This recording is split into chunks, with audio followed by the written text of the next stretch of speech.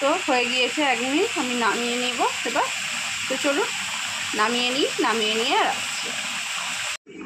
নমস্কার, আমি আবারও চলে এসেছি একটা রেসিপির সঙ্গে। আজ করব তেলাপিয়া মাছ কাঁচা কুমড়ো আর আলু দিয়ে। তো মাছটা আমি নুন হলুদ মাখিয়ে নিয়েছি। এখানে আছে একদম কচি কুমড়ো আর আলু, এভাবে কেটে নিয়েছি আমি, একটু লম্বা লম্বা দেখতে কেটে নিয়েছি। মাছগুলো এবার আমি ভেজে নিয়ে আসছি।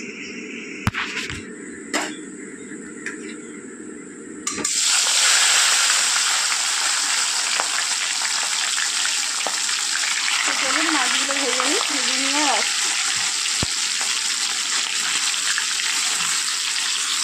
মাছগুলো আমি ভেজে নিয়েছি, এবার চলুন মাছগুলো তুলে নিই। ফোড়ন দিয়ে দেবো, 5 ফোড়ন, শুকনো লঙ্কা, তেজপাতা, একটু ভাজা হয়ে যাক আসছি। ফোড়নটা ভাজা হয়ে গিয়েছে আমার, এবার দিয়ে দেবো কুমড়ো আর আলু।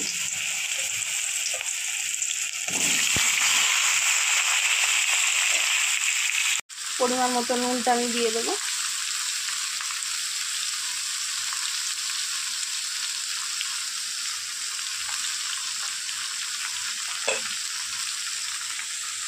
এবার এটা ভেজে নেব।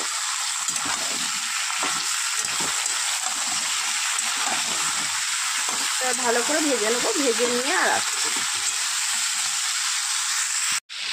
খুব ভালো করে ভেজে নিয়েছি, এবার দিয়ে দেবো আমি জিরে ধনে গুঁড়ো,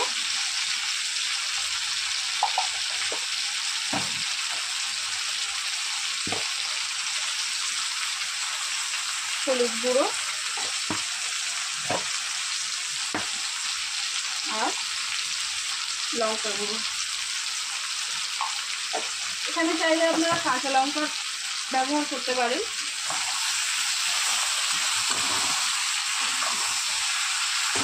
এবার এটা কষিয়ে নেবো, শুধু কষিয়ে নিয়ে আর আসছি। এবার দিয়ে দেবো পরিমাণ মতো জল, আরও একটু জল দেবো।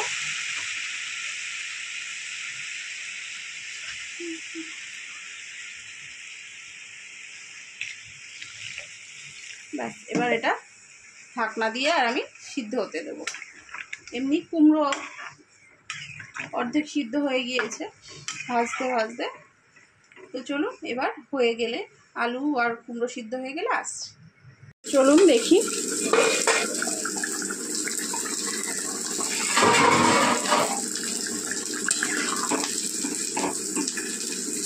হ্যাঁ, সব সিদ্ধ হয়ে গিয়েছে। অর্ধেক সিদ্ধ তো ভাজতে ভাজতেই হয়ে গিয়েছিল, এবার পুরো সিদ্ধ হয়ে গিয়েছে।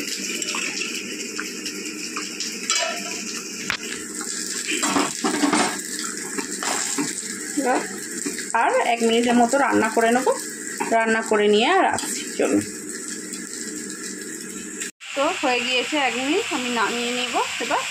তো চলুন নামিয়ে নিয়ে আর আসছি। তৈরি হয়ে গিয়েছে আমার মাছের ঝোল কাঁচা কুমড়ো দিয়ে। এইটা আমি তেলাপিয়া মাছ দিয়ে করেছি, আপনারা যে কোনো চারা মাছ দিয়ে করতে পারেন, খেতে একই রকম লাগবে আর সুস্বাদুও হবে। তো চলুন আজকের মতো টাটা, দেখা হবে অন্য কোনো দিন অন্য কোনো রেসিপির সঙ্গে।